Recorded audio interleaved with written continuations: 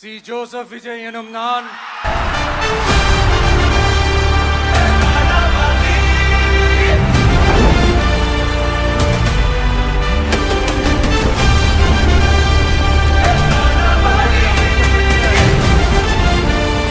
இந்திய அரசியல் அமைப்பின்பால் உண்மையான நம்பிக்கையும் மாறா பற்றும் கொண்டிருப்பேன் என்றும்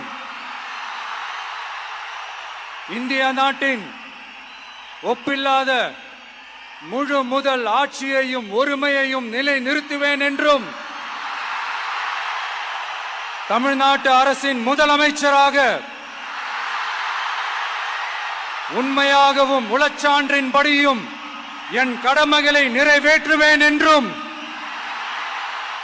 அரசியல் அமைப்பிற்கும் சட்டத்திற்கும் இணங்க அச்சமும் ஒருதலை சார்பும் இன்றி விருப்பு வெறுப்பை விலக்கி பலதரப்பட்ட மக்கள் அனைவருக்கும் நேர்மையானதை செய்வேன் என்றும் ஆண்டவன் மீது ஆணையிட்டு உறுதிமொழிகிறேன்.